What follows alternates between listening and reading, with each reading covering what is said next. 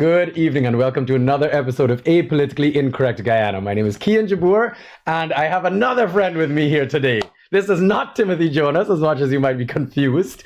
This is Mr. Mark France, the current chairman of ANU. Yeah, thank you. How are you, Mark? I'm good. Hi, good afternoon to all the viewers. Good afternoon to everyone who's out there. Hope you're having a lovely Friday evening and that everything is going quite well with you. Always. Invite Kian. No problem at all. But our viewers, apolitical viewers, they're always having a good time. They come to this show mainly for entertainment and very few times for information. So I do need to obviously have the first thing I need to say is Mark is the current executive chairman for a new and united Guyana. That needs to be clarified. Okay. I know there have been many articles and persons quoting yourself as the executive or as the chairperson of ANU. Really and truly, you're the immediate past chair. Right. And you're still a member of ANU. And so sometimes they take your comments and they take your views as ANU. Right. Sometimes it coincides, sometimes it is not the official position of ANU. But we have made that clear here that when you speak in your personal capacity, you make that differentiation. And when you speak on behalf of ANU, you also do the same. Correct. I will make it clear again from my mouth. I am not a current executive of ANU. I am still a member. And Mark being here obviously shows that I still support. I'm still obviously going to be pushing third party no matter what. So I just want to clear the air with everyone. That's why I brought Mark on today. We're going to have a chat about ANU and some other lots of interesting things that came up. I think we're going to talk about the sanctions. We are going to talk about profit from Exxon. We are going to talk about the PPP and all the people who've transitioned into them. So we're going to get into a few interesting conversation today, actually. I think you guys are going to like it. But first, I need to speak about something that is, honestly, it just breaks my heart. And there's so much more conversation to have about it. But I'm just going to do this as a information piece. I think it's important that the public knows what's happening. And then those that are doing it, those that are causing this, I'm asking you to please stop or help in some way. It's the clip from Public Hospital. It's a press release from Public Hospital that just came out. Here, we're going to bring it up. It's about the elderly. It's a problem that's been going on in Guyana for a long time. And Robbie, bring it up. And sorry, there you go, guys. So it says urgent. I'll read it out for you. The Georgetown Public Hospital Incorporated is seeking the public's assistance in locating the family members of patients medically discharged but remain at the facility.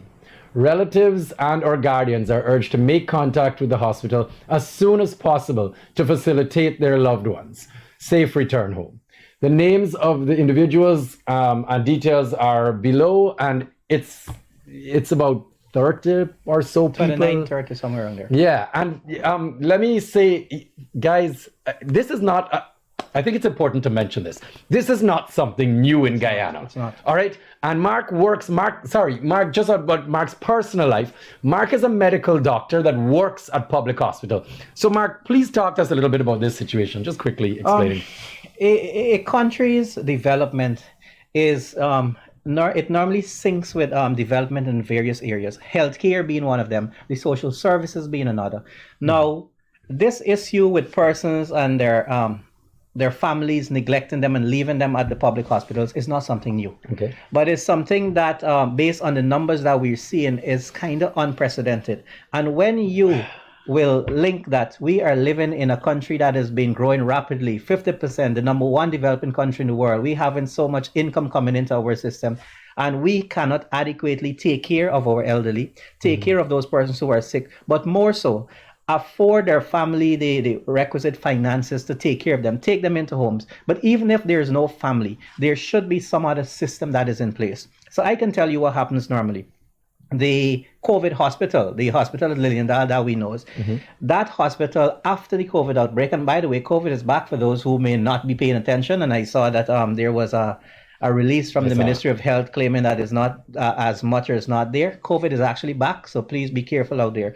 Yes. There are people testing positive. There are people testing positives. There have been The hospitals have been looking for places so that they can isolate these patients, and we have seen them in the pediatric and in the elderly population. So COVID is very real out there. It's not just a strong cold or everybody say a bad flu is going wrong. No, it's not. But coming back, so when COVID had eased up, what happened with that Liliana facility is that they started keeping persons who were discharged and their families may not have collected them or were unwilling to. So they started lodging them. So we call them lodgers. So we have lodgers in the system. Now, traditionally, these persons, social services, our social workers would make contact with the various homes, the night shelter, the dharamshala, and the other homes, the palms, for example, and these persons would go there depending on the space that is available. But because we have seen that those facilities are almost filled to the brim, and I challenge any right-thinking citizen, you take a walk and go to the palms, go to the dharamshala, go to the night shelter, and you're going to see the conditions where these persons live. And that is why most times they do not want to go. They choose not to go. They rather come every night. Elderly individuals are choosing not to go. A lot of them, especially those who live on the streets, they choose to come to the emergency department every night. Really? Yes, they come looking for medication, and we know them now. Just basically shelter. They're looking for shelter. They're looking for a bed to just spend the night, and then they go back on the road. So when I saw the release from the Georgetown Hospital, 29 persons who have a bed, they're in the system, but no one is collecting them, then this is a reflection on us as a country. This is a reflection whereby we have allowed gaps to widen. And so when you have the haves and the have-nots, this gap is widening ever further. You have 5,000, 10,000 persons who are benefiting from the largesse of the state. And then you have the majority of persons there barely struggling, eking out a living paycheck to paycheck if they're working, if they're not dependent on their old age pension, dependent on a disability grant, those that cannot adequately take them through a month. So that is why they end up in the system. And until we, whether it's the Ministry of Health, whether it's the Ministry of Social Services or some other ministry, until we look and address this issue, we'll continue to have them. And we'll continue to have the vagrants on the street. We'll continue to have the elderly persons on the street. And we cannot be a developed country or a developing country and continue to have these basic issues. And that is where I would ask on all right-thinking Guyanese to try to play your part. You don't have to be political to do this. This show is Apolitically Incorrect Guyana. You can do it off your own. You can go, you can help. You can even come in, see who are those persons and try to reach out if you know any family members. Try to get them, or even speak just with shelter, them. or even just, it's like take somebody in if you have the space, if you have the facilities, if you can. Like anything. Yes, but they're the weakest people in society. The onus ultimately falls on the government. It is for the government who is in the position right now to find a solution for these persons. And yes, when we have 29 beds of our tertiary institution that are being taken up by lodges, you know how many persons come, they're seen at the A&E department, they're admitted and they cannot find a bed. So they spend hours and hours downstairs. It's causing a chain reaction. It's causing a chain reaction. They spend hours and hours downstairs. A lot of them may be sitting on the chairs for an entire night or an entire night and a day, and they're unable to get the requisite service, and they overburden the emergency staff. So it's a knock-on effect that we have here. And if we don't address it adequately, this is only going to get worse. We have a comment, and the first comment there is, I know this is, you actually brought it up just now. Sorry, before we get into that comment, the comment is the government is building more hospitals. Well, he brought that up just before the show started, so I'll let him talk in a second. But one sec. Guys, this is not about politics, okay? This is humanity. This is basic, care for people that have done their part in Guyana. These are Guyanese citizens that can't help themselves anymore. Okay, it's you know the saying, once a man, twice a child, right? And these poor people, their families. Don't get me wrong. I'm not going to speak and put down anybody's situation, because again, if they're living in a home that they can't keep these people, they can't feed them, they can't care for them, what else are they to do? Drop them on the street? And the fact of the matter is, they put them at the hospital and never return because they're in hopes that this will be the best case scenario. At least they'll be cared for. It's supposed to be. Now, I'm going to tell y'all, and I'm going to be honest with you, one of the main ways these situations are solved in the world is the pension that they receive is at bare minimum enough to ensure that that elderly person can be upkept. And what is pension at the moment? It is $42,000. $42,000 a month. But that is given thanks to the PPP having increased it in 5 years from 21,000 to 42,000, 100% increase. So we give them the kudos. In 4 years? In 5 years. In 5 years. But is it enough? we're going to do some maths here. How much has our economy grown in 5 years? How much has our cost of living gone up in 5 years? Okay, that's what the conversation is. You take into consideration. Yes. Before you give all of the kudos, before you say everything is fixed. And I am the chair of a political party, and I can tell you, for the 76,000 pensioners that are out there, at the very least, they should be getting double of what they're currently getting. Easily. And it is quite plausible. It is economically feasible when you look at the numbers. The IMF, for example, they have said that for the next 5 years, we're going to be growing at 10 to 11% per year. Right. Right. Now, when you look at our current budget, $1.4 trillion. Yeah.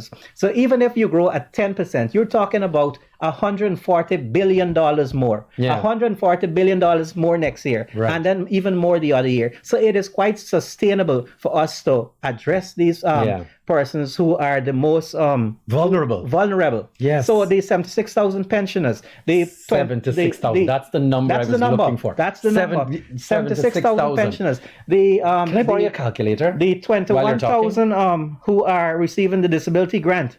Those are the person who needs immediate attention. Yeah. No, sorry. The reason I'm borrowing your calculator is I just want to do the math. 76,000 multiplied by 42,000, right? You're looking at $3 billion per month. $3 billion per month. Yeah, absolutely. Mm-hmm. $3 billion. Mm-hmm. Now, everybody might sit there and go, $3 billion, that's crazy money. Mm-hmm. But it's not when it comes to our $1 trillion budget. It's a flash in the pan. When you look at the increase, 1,000 billion is our budget. 1,000. All we're saying is double this to $6 billion per month. That's all we're saying. Well, 6 is 108, so 108 billion, and you can very well give all of the pensioners 80,000, 81,000, 82,000, somewhere around there. We're not asking for a lot. These are the people that have already contributed. The taxes that they have contributed alone to the country. And I know, it's such a topic that people don't really care about it because they're like, that's not really my problem. I got bigger fish to fry at the moment. And what I tell all of you is just like you care for your child, just like you have to make sure your child is good.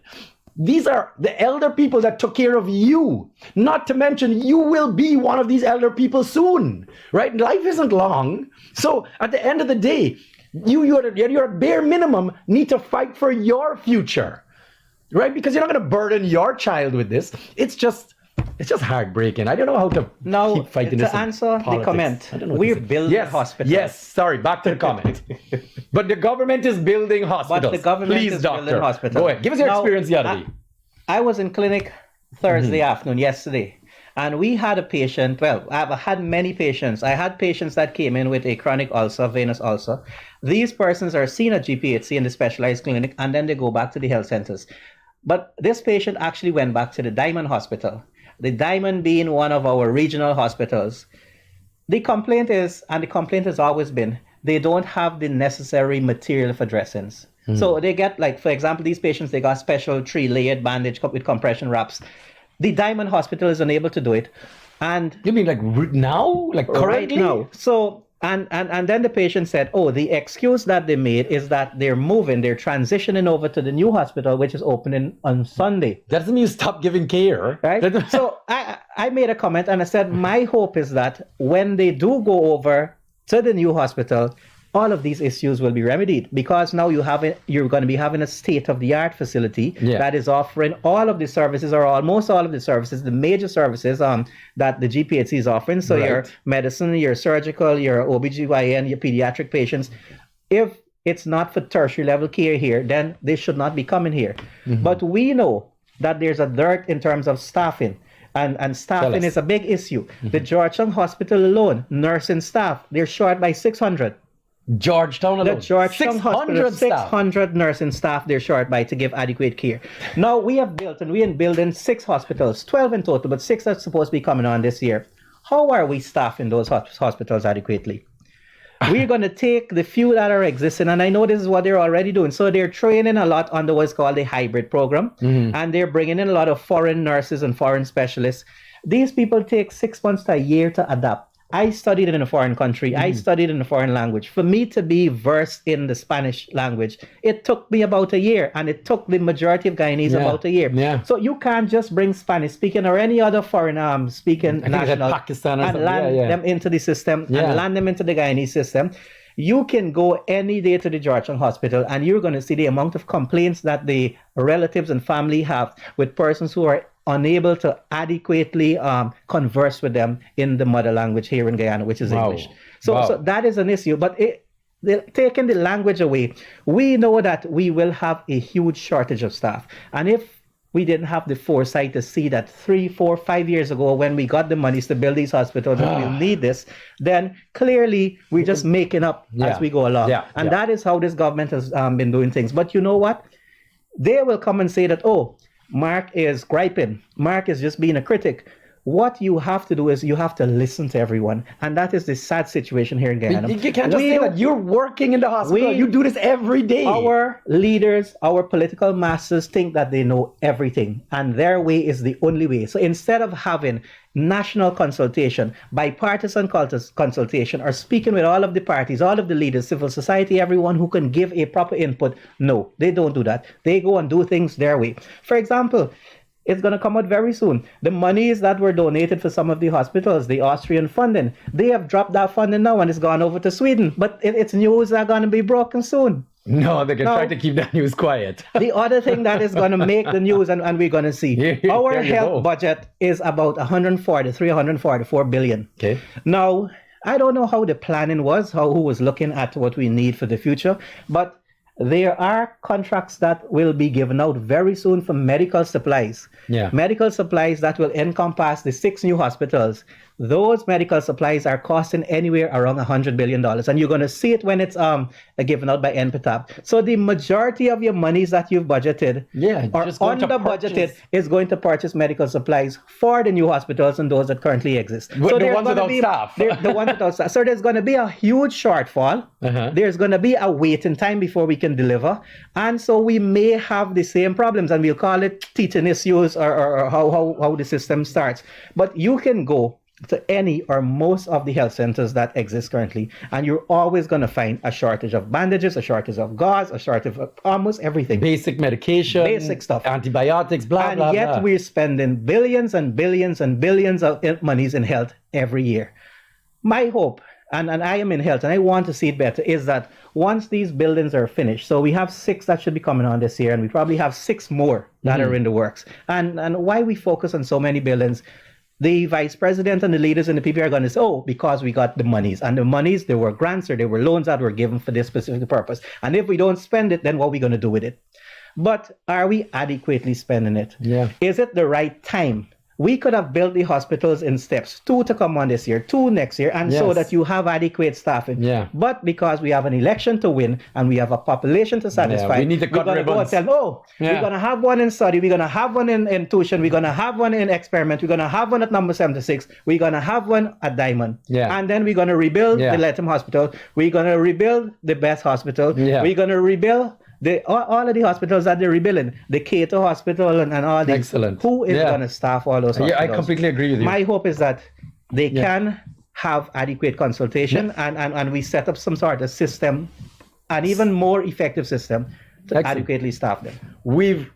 Mark, I really appreciate your input on this, because you are a medical doctor working for public in the system. Right? Now, they're going to argue. We're going to hear the people. You're going to read the comments. Guys, these people don't know what they're talking about. This person works there currently. Okay? Now, let me also state another interesting aspect here, Mark, because we've spoken about the problems, all right, of infrastructure. Now, the big issue that everyone keeps speaking about, and you mentioned here obviously multiple times, was the human capital aspect. Okay, developing the human, the employee, the staffing for these facilities, educating people, integrating them, etc. Now, Mark, when it comes to salaries, that's actually a conversation I want to have. I want you to answer, because I do this with teachers, I do it with police, I do it with nurses and doctors. Now, I'm as a businessman myself, there reaches a point where their things have to be economically viable. You have to be able to sustain yourself in order to maintain yourself. Okay, so if I get a job right now and my expenses are $200,000 a month, which is the general basic amount of money. You did it, and it was 300,000, around 300,000. That math was 3 years ago. It's only more now. So now my question to you, Mark, is how much are starting salaries for nurses? And tell me a little bit about the staffing, how they're training more staff, what they're doing, how are they building the human capital? I want to know a little bit more about that aspect of this. And doctors, obviously. So the government has initiated a program to train more persons. If you look, more nurses are being trained. They mentioned that there's a hybrid system. Okay. So they're training a lot virtually, and the hope is that they will do their rotations in the hospitals. Okay. Now, this is a start. Good. We also know that they've had issues with some of the existing nursing schools. The Charles Rosa Nursing School, for example, it was shut down for one reason or the other. We cannot shut down these centers when we need to train more. What we should be doing is building more. And so they have started this also. They have started it in Region 2. They started it in Region 1, where they're training pharmacy assistants and they're training nursing assistants. They've started it in some other regions. This is something that must go countrywide. Yeah. Your region must be able to cater for you. But more so, we must be able to retain our staff that we have. Good. A lot of our staff goes to greener pastures because of the salaries, so the brain drain is living. The next problem. That's a huge problem. The salaries, security in your country, having a good way of life, all of these things add up. Now, so they're trained here. They do their rotation here, and then they leave. Okay, but talk to me why they're leaving. Who leave? Yeah, who and why? Who leave? The persons who leave are the most experienced, the ones who would have served most of their time, because when you enter into a contract with the Ministry of Health, you enter for either a 3 years or a 5-year contract. So most of the persons that are leaving are going with 3 years of experience in the system. They're going with 5 years of experience or more in the system when they finish their contracts, because most people can't pay it off. Yeah, of course. Now, we may not be able to, and this is me taking things out of my manifesto that Kwesi Munro has always been asking me about on the internet. We need to ensure that we keep our workers here, be it teachers, be it healthcare workers, be it whatever other category of workers. And so you may be unable to give everyone a huge salary increase, but you can look at different aspects. You can look at allowances. So, for example, we have the hinterland hospitals that no one generally wants to go and work. The Ministry of Health, they have to basically force doctors to go and spend an 18-month or a 2-year stint in those centers. Now, when you go to, say, for example, Kato or Camarang or some of the other far-flung areas, the cost of a loaf of bread is $1,000. The cost of a pound of chicken is $1,000. And you're paying them the same salary that you're paying someone who's working here. Which is what? We need to be a little bit more specific. Right? So the nurses are getting somewhere around 140, 160 for our RN. The nursing assistants are much less. That's what they're starting at. So how are they expected to sustain themselves? Exactly. That is why we have a lot of hustlers in the system. So they come, they work, they do the bare minimum, and then they go and do something on the sideline. So we have to look to keep these persons. And for me, it is very important if you can give them allowances. So, for example, a proper hinterland allowance. I think they're giving the nurses $35,000 right now. That's nothing. It's only the other day that the doctors started getting the same. But that is nothing. That when you look at the cost just to go into those areas, that 35,000 is done. So you're not looking at for them to eat, for them to pay for internet. I saw a picture recently of 2 nurses walking along a red road in mud on the trail going right? The nurse is trying to get to the hospital. Some of us only do this because we love our people and we want to give back. But guess what? Tanks don't put bread on your table. Tanks don't allow your students, your kids to go to high school, especially if they have to come out from the interior. So we have to address those things. So simple things. Everyone should get a house lot. Everyone should possibly get a duty-free concession if that's the area where we go in. So that once you have 3 years or 5 years of service, you should be entitled to those. I'm looking at the hinterland allowances. Those should be encouraging you more to say. So when you go through your contract, your risk allowance for those persons who work under heavy high risk situations. We have different categories of health workers that deal with special things. Again, if you got to travel into the interior, malaria and this and that, all there's of lots those of things. things. So you can do little things that can improve the package for your healthcare workers, and that will help people to stay. From the time you have a home that has been built, from the time you're tied to a mortgage that you have to pay, you're going to stay in your country, especially if things are improving. If your kids can have access to quality education, if they can have university education, which is free now, which we must thank the government for giving, you will see that more of these persons will stay in the system. And that is one way whereby we can keep them. This is not something that is new. This is not something that is not known. The incumbent government, they do know this. Where they prioritize their monies, it's a whole different issue. It's that 5,000 and 10,000 persons who are getting all the contracts and getting the most benefit from our newfound wealth. That's you got your mouth full there. Now, Mark, you're getting some people angry because we're gonna shift gears into a very interesting political conversation here. A lot of people are very angry that you're calling out flaws in the system and you're clearly pointing out issues that people are having. All right, especially our professionals in the country. Now, people don't want to hear or have these things highlighted because they have their own agenda. And I completely understand. It's election season, everybody vexed. Nobody want to hear, nobody on one side, the PPP, the government, want to hear that they're doing a bad job. And nobody on APNU want to hear about their rigging and their incompetence. All right? So you got this entire separation going on in this country. All right? And what has occurred recently, and we're going to talk about what's the big popular side of the news. I'm going to bring it up now, which is we've watched, as the PPP like to claim, this mass exodus. Okay, these entire 6 people, right, that have joined the PPP. Again, I'm not sure how many votes they carried with them because I'm not sure how much they originally contributed, but they're carrying at least 6 votes. All right. No, so, man, Asha's taken her 240 votes. Asha Kissoon is. Why would the PPP, right? Why? I'm going to ask this question to all the PPP supporters out there. I'm going to get into I'm going to answer the clip in a second. But I have a question for the PPP supporters. Are you guys comfortable with your party bringing in people like Asha Kissoon that has gone against the laws of the country, squatted in parliament, refused to leave, all right, and has been a national embarrassment? Or people that the PPP have told you are riggers and dishonest and incompetent for years now, and they're opening their arms wide, posting it all over the internet that these people are now part of your party? Like, I gotta be honest with you, I sit down and I watch these people crossing over, and I sit down there and I go, but this don't make me feel like the PPP is a better party now. I feel like they've taken in all the strays, the people that are bad, that the PPP has told me are bad, and now you're celebrating them like they're contributing something. I'm gonna bring up a interesting clip. It says the Jagdeo made a comment at his press conference. It says all the people coming over are going to be treated equally. Now, it's just a little clip. It's just a singular thing. Now, this is such an interesting chat for me, and I want you to talk to me a bit about it, Mark.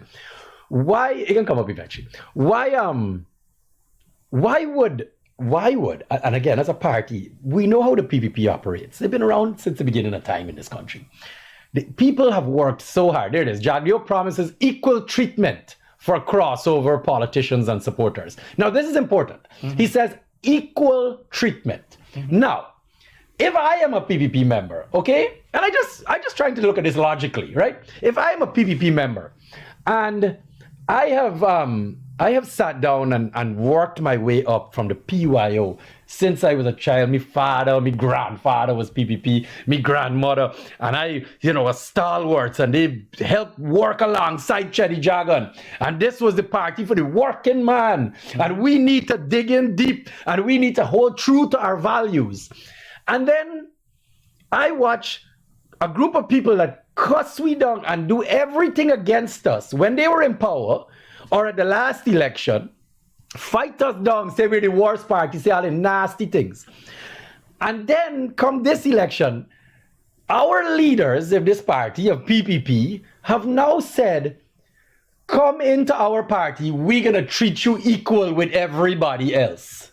Now I sit in here saying, what you talking about, buddy? I work like dog in this party for years. Me grandfather, we been in this thing forever. How you telling me you're going to treat these people equal? The people that have caused more harm to our party than anything. Now, I don't understand this logic. Please help me with this. So, I'm not here to defend the PPP, but in defense of the PPP, each political party is entitled to accept whomever wants to be a part of that party. We know that. So that's your right. Your right to associate, your right to express, your right to congregate, these rights that are enshrined in the Constitution. Yeah, they're allowed to do that. The party doesn't need to accept it. What happens now is how these persons are sold to the supporters of the party. Okay. Now, I can tell you for sure that there are many traditional die-hard PPP supporters who are disillusioned with what they're seeing happening. Okay. And I can give you two examples quickly. Yeah. Oh, there's one. Sorry, James Bond. Okay. Let's start there. Yeah, James, bring up the clip in a second. James is my President's College brethren. We call ourselves Purple Blood. We have a huge respect for one another. Ruel Johnson is the other one. He's always on Facebook. He has a master's, I think, or a doctorate in Brigadier. Something to do with Brigadier Granger, because that's all he speaks about all the time. He has a specific name that we shouldn't mention here. Now, you have someone like James, who has been a diehard PNC supporter, who was very close to some of the topmost leaders in the PNC. He was very close to Minister Lawrence. I have great respect for Minister Lawrence, even though she said what she said, that the PPP jump on. Right? I can remember, and I have always try to let the Guyanese population know, on the night after elections, there was James counting statements of poll with Minister Lawrence in an office. These are the statements of poll. And I remember the music that was playing in the background. Popcorns, numbers don't lie. You can go and research it and find it on YouTube. Numbers don't lie. We win, we win, we win. There was James with the SOPs. I am wondering if any one of the leaders that are welcoming him with open arms have asked him, and Ruel to be exact, I'm calling him out tonight. Has Ruel, who has always been calling for Brigadier, and he says the bat feces, he says the other word, but he called him Brigadier Bat feces. If he has asked his brother James, who is now on his side because he's with the PPP, where are those SOPs? The same fervor that you call out Aubrey Norton, that you call out David Patterson, that you call out Nigel Hughes to provide the SOPs, you should be calling on those persons who had them in their possession now that they're with you. Right? But guess what? Our country only see things along the way that we want to see things. And I see Freddie Kissoon. Mr. Kissoon is going to re-air the Sanjeev Dattadin interview that was done, I think it was Monday or Wednesday. Now, Dattadin said, when he was speaking about the Asha Kissoon issue, is that the answer to the imbroglio that we had with the Asha Kissoon situation lies in the law, and that the join the list should have had one representative of the list. Yeah. Now, I have never heard something from a lawyer that makes total nonsense. It don't make sense at all. Now, we know that there's a coalition where you have many parties falling under one list with one representative of the list. Section 22 of Europa specifically says that for you to have a joinder of lists is that the various lists come together at the time of the count. It never said anything with one representative of the list. And that is why we're going to take the matter now to court now that Ash is out of Parliament, because now we can adequately ask for the courts to rule on whether or not it's the party who had the most votes in the joiner who occupied the seat for its entirety, or, as Mr. Ramkaran said, you can actually replace different persons as was the plan with us. Right. Now, Ash is going. The other thing, and this I'm going to call out Sace Gunraj, because he is always loud and proud at the front of GCOM. GCOM is ready. GCOM is prepared. GCOM is ready to hold free and fair elections, and we know we have pushback from the opposition nominated commissioners. What Sace Gunraj will never tell you, what Madam Chairperson will never tell you, is that Asha is there or was there illegally. She was selected from her list by one Kenrick Morgan, who is not the representative of the list. GCOM CEO said that the documentation that was needed to change the representation of the list from Dr. Gerald Ford to Mr. Kenrick Morgan, it was inadequate. They have that in their possession over 2.5 years. They have refused to address that issue. And so even though I think GCOM can still run off this election, I have no trust in the chairperson, and I have no trust in those persons who sit there, sung that as if they're the guardians of democracy and they're the guardians of the Constitution, when they have seen such an action happening that can be reversed, that should be reversed, that should be addressed, and they let it slide. Because guess what? She is serving a purpose. Yeah. And she served her purpose in keeping whomever it is from the major opposition from having the deputy speaker's position. And for the PPP, that was good. So I have no respect for the chairwoman.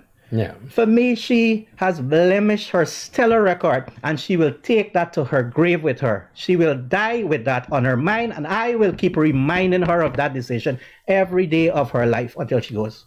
Strong words. Very strong words. Yeah, absolutely. But I hear you. I mean, it's constitutionally wrong. It's legally wrong. It's illegal. Yeah. Right, and you have lawyers there. You have Manoj. You have Sis. You have.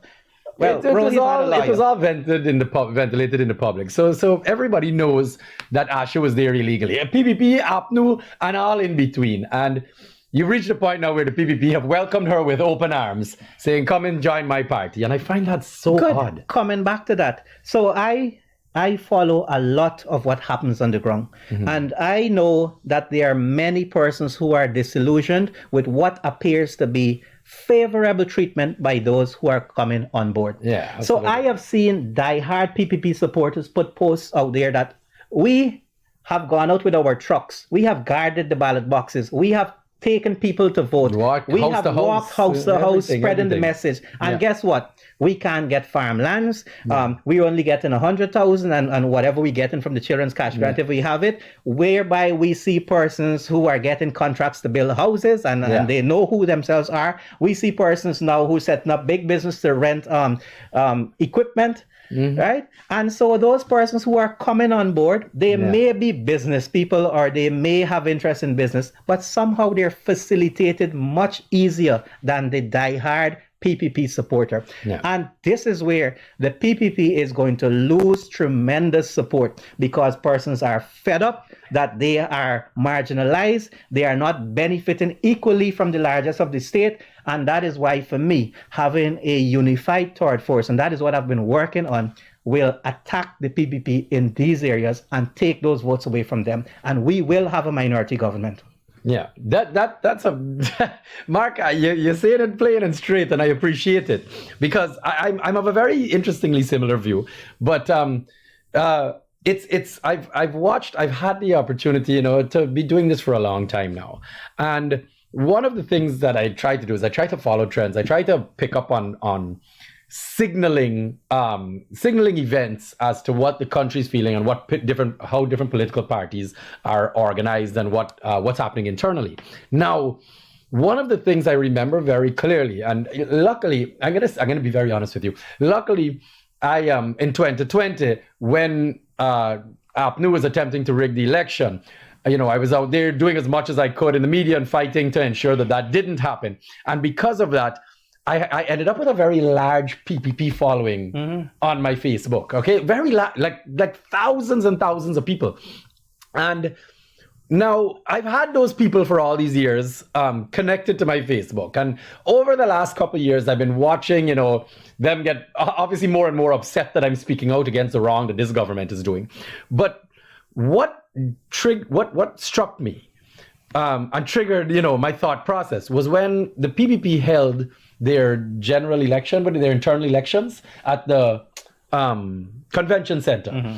And I got a chance, because I have all of these people on Facebook, I got a chance to see a lot of the PPP people writing their slogans on Facebook. And don't get me wrong, what people need to understand is I'm not talking about a mass exodus of 6 people. But when you see 10, 15, 20, 50 PPP people speaking out publicly, you know that the much larger group that's quiet is being represented by that small group.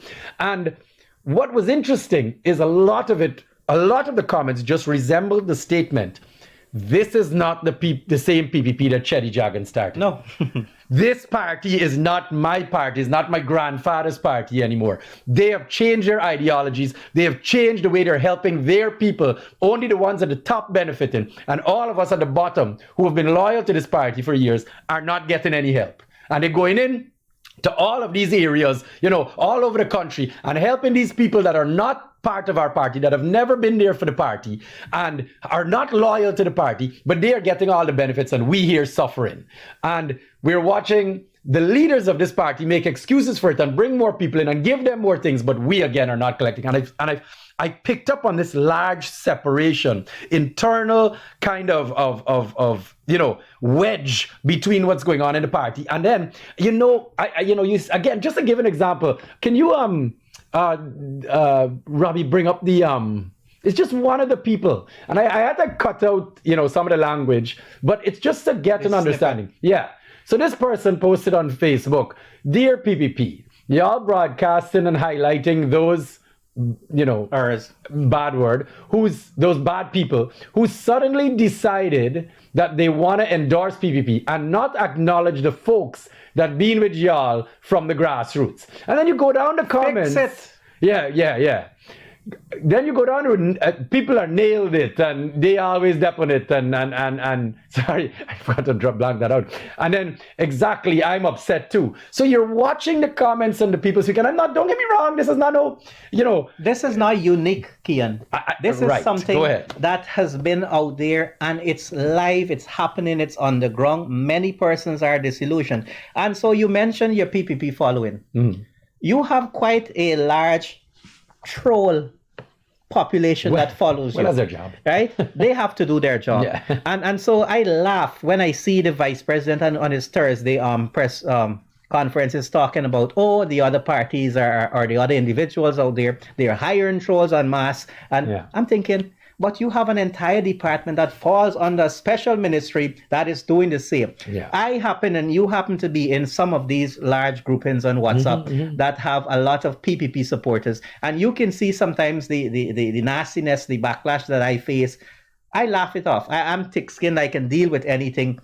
But when you see it's 5 or 6 persons, so for example, in the Guyana Forum group that you're a part of that I'm there, they have 5 persons who, from the time you start saying anything that may sound negative of the government, they come at you and they do mudslinging, they try to bring you down, they talk, set lies, it's right? horrible. That is normal. That is par for the course, and I can why, deal with Mark? it. Tell me why. No Why do the PPP why is it so nasty? The larger population in these groups, and this extends beyond the groups. This extends to the Guyanese population. The larger population is seeing the truth. They are seeing what is really happening. They're seeing the 5,000 or 10,000 persons that are getting all from the economy and living the happy life. They are seeing persons whose families are able to go overseas for vacation every year, will able to celebrate birthdays, buying big cars, who are buying the fancy cars, and all of these things, whereby the normal man and woman, they have to think where their next meal is coming from, whether or not their salary is going to last them to the end of the month, whether they can pay rent, whether they can start up a little business. You ask, and this is something that I think someone asked, you go and ask the majority of Guyanese out there, how many of you have a savings of over 100,000 or 200,000? And you would be surprised to find that even though we've grown so much exponentially for 5 years, many persons are still living paycheck to paycheck. And we can't make it do. And that's not bad. When you go into the far-flung areas and you see persons whose roofs are leaking, who got to sleep on the ground, who got cardboard to surround them or plastics to surround them because they can't afford a house, even though we've given out 55,000 house lots, most of which don't exist. And $100,000 cash grant. Don't exist on land, but actually it's just on a piece of paper. Yes. Right? Most of those, right? You are going to see that we're not where we're supposed to be, even though this is the picture that is being painted. The money is not reaching all the masses, sold. Just a select group. Good. We live in a population, in a section of the world, Latin America, that populism rules. And I see persons always saying that they're going to wake up. The masses are going to wake up, and they're going to use their vote to make the change that will better themselves. Yeah. And now is the time for the masses to wake up, because if you don't do it now, you're going to suffer for the next 5 years. And guess what? The rich is only going to get richer. The poor, they're only going to stay poorer. And the only way you can elevate yourself in life is if you align yourself with a party, or you align yourself with the friends, families, and favorites, and then you'll get a little bit of what is shared now. So you hang him out there and you benefit from it. I have seen many young persons, and I think you interact with Yannick David, right? Yeah. He had a post out the other day saying that whichever politician comes to you should not be speaking about the roads that they're building, should not be speaking about the bridges that they're building, the hospitals that they're building, because that is their job. They have been elected to serve you. They are public servants. They are spending not their own monies, they are spending the government's money that belongs to the people of Guyana. So when someone came and said, oh, 55,000 cash grant, and it's not Priya that is giving you the money. It is our hard-earned monies. It is our good luck in finding newfound wealth, something that we have protected all the time. And that is why, for me, a larger portion, and this comes back to my manifesto that is coming out, a larger portion of the monies that we're getting for carbon credits should go to the indigenous and hinterland regions. So right now, the government is going to say we're giving them 20% or 21% over the last 2 years. That is not enough, right? When you were given an entire village $3 million so that they can fix whatever issues they have, $3 million who is can nothing fix now. a house, a roof with And $3 in million? those areas, they can take $3 million to transport the materials in. Exactly. Yeah. Right? So when we continue to sell ourselves short, when we continue to stay uneducated with regard to what is happening in our country, when we refuse to address the issues and see that we are the ones who can make the change, we will continue to live in the doldrums of the sufferation. Yeah. That cannot continue. We must stop that. Mark, let me tell you, at this point in time, I'm voting Anug. I'm very impressed with your statement, and I think a lot of people are slowly but surely opening their eyes. And I always use this as an example. I sat down, I've been doing this show for so many years now, okay? And it's so amazing to me that I always preach the same thing. Everyone in the country is not feeling the progress, only a select group, and then without fail, everybody in the PPP will always keep screaming, that's not true, the country's progressing. And then, I watch somebody like the Mohammed step in, right? Decide that they're going to throw their hat in the ring. And I sat down and I went, if everybody was benefiting and everybody was feeling the progress, then why is a brand new political candidate like that getting so much support? Like I sat down and went, so where are all of these people coming from if they all feel in the progress? And it's just, I try to tie these things in together. But again, coming from a neutral position, obviously, now it's something very interesting as well that I always try to mention. Mark, when I'm online, luckily I get a chance. I know a lot of people don't do it. A lot of people don't consume as much information as you and I do, believe it or not. And that's why these conversations are always sometimes revelations to people. And people sit down and go, oh, Lee, I didn't even know that. Because they're not paying as close attention. They work they got families, they're trying to make ends meet. They just ain't got time to deal with this. Politics is not for them. Exactly. Now, I always get a laugh because when you go on to social media is a nice indicator. It's definitely not, the general perspective, but it's a nice indicator of what's going on. But you watch the PPP trolls fighting down in their echo chamber. And they keep sitting down there saying, the PPP is great, the best thing in the world. And then they all respond to each other and they go, wow, this is amazing. Everybody feels the same way I do. And you watch it on the newsroom and you watch it on the Chronicle, you watch it on the DPI. And then for some weird reason, these people don't follow the Melly Mel, or don't follow the Gordon Mosley, or don't follow the Demerara Waves or the Travis Chase. And then all of a sudden, you watch, as somebody that follows both, you watch the comments in their little echo chamber, and then you watch all the other comments. They equal thousands of people, the direct amount of people on the other side saying, life is so hard in Guyana, things are terrible, we need something better, we need change. So and then they're in their echo chamber. And I'm always amazed that people have not realized that when you're talking in your little groups, you're just talking to each other. You're who have the same, regurgitating the same exactly. And then the other side is doing the exact same thing. And I always say this because it'll tie back into your third party conversation, is understanding that those two groups of people haven't realized that they actually cancel each other out. Because the 200,000 over here that's screaming, PPP is great, we love each other, progress, high five. The other side's 200,000 people saying, this is a hard life. -6. Sorry. 200,000 -6. 199,994 are sitting there on the other side saying, no, this is bad. And they high five each other, we're going for change. And then they don't realize that when they vote PPP and they vote APNU, they cancel each other out. So their votes don't even matter. It only has to do with the other 50,000 people down the middle. And then they realize, wait a second, the numbers are so small to make such a big change. You don't need a lot of votes. 2-3 seats in parliament changes everything. Now, that brings me, I I saw someone made a comment, Dr. Franz, did you study in Cuba? Yes, I studied in Cuba, and Cuba opened up my eyes to a whole lot of things. When you live in Guyana, you follow Western media. So you follow your CNN, your Fox News, and your BBC. Now I see we have Al Jazeera, we have China TV. But when I went to Cuba, I was exposed to the other side of the news.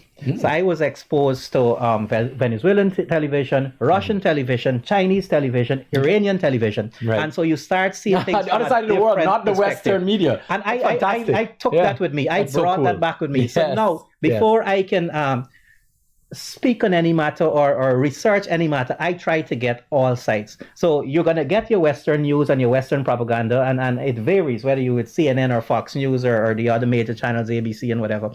And when you look at the other side, you see a different picture. And so you have to take a little bit of both for you to have a balanced view, for you to be able to reason out what is it really that you should take from the different sides and how best for you to make whatever decision you need to make. This is what I'm asking the Guyanese people to do. We need to educate ourselves. We need to not only listen to those little groups that we're in, the little bubble groups, and you hear the same thing circulating all the time. Yay, vote PPP, PPP all the way, PPP for 20 years. On the other side, we're 20,000 strong. That was the press conference this afternoon. We're 20,000 strong as a political party, and a few defections will not affect us. Well, if you don't wake up, your own fart is going to wake you up, and it's going to wake you up both sides. It's going to wake you up in the PPP when you realize that you're not addressing the issues of the major percentage of your population, those poorer persons who have already and always supported you.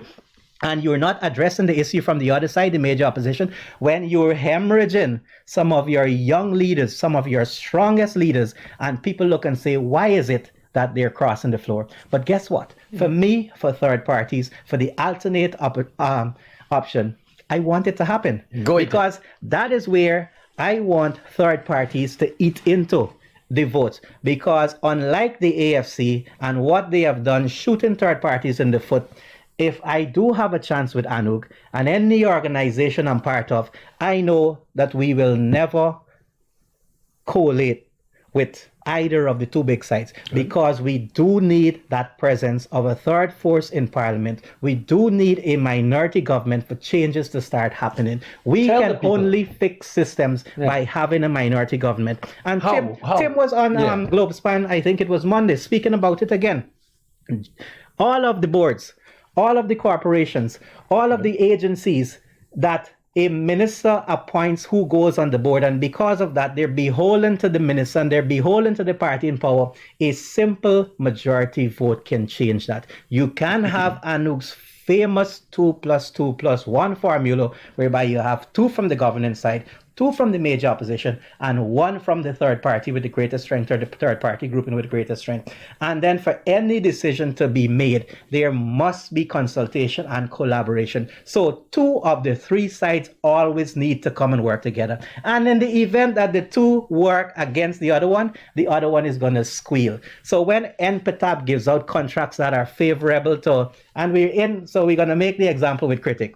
We're in Critic's studio, and he was here the other day, right? When they give a contract of Critic, for example, for the pump station that may have had issues, then somebody's going to squeal. It's going to be brought up back, and it's going to be addressed there and then. So we fix systems. When Guy Oil issues licenses to import fuel to specific persons, whomever got that license.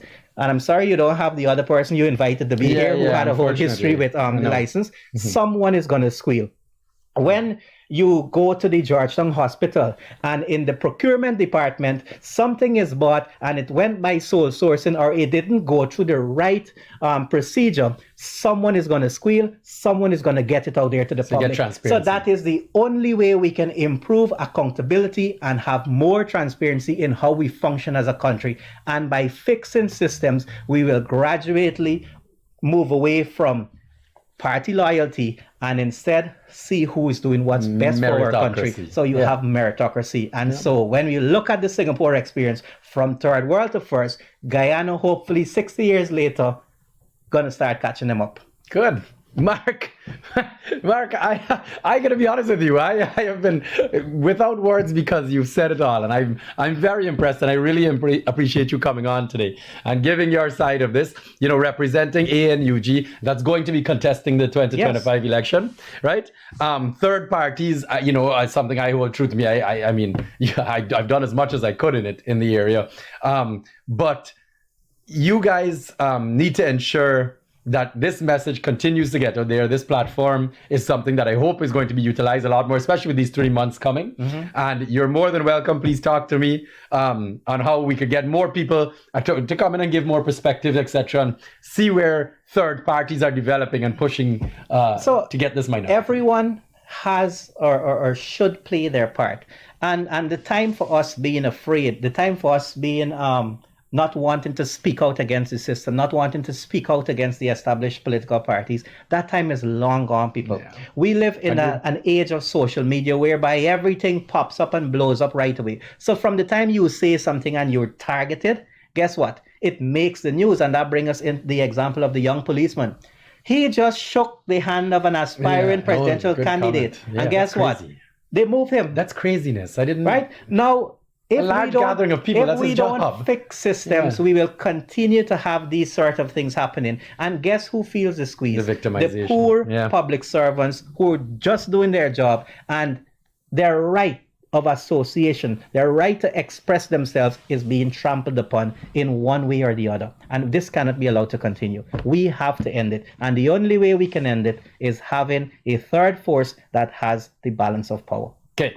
Just like ANUG is going, and I'm confident in them, I genuinely am, because I am supporting third party all the way, are going to end the winner-take-all politics, I have to end this show. Okay, we've reached our time. Time flies. Look how many other things we had to speak on. We didn't even touch the sanctions. We can talk about that soon. We didn't talk about Exxon's $1 trillion profit. We had a whole bunch of stuff to talk about, so I apologize. But nonetheless, I think it was very informative. I think it was a good show. I appreciate you coming, Mark. All right? And continue the good work, Ian, and continue to... People probably get fed up with you and Tim sometimes alone. I get fed up with me. But the platform open. You call everyone, whether it's from the opposition, whether it's from the government. Let them come here. Let them sit and answer the tough questions. Good. We need that to happen. I will. All right, guys. On that note, thank you so much for joining us.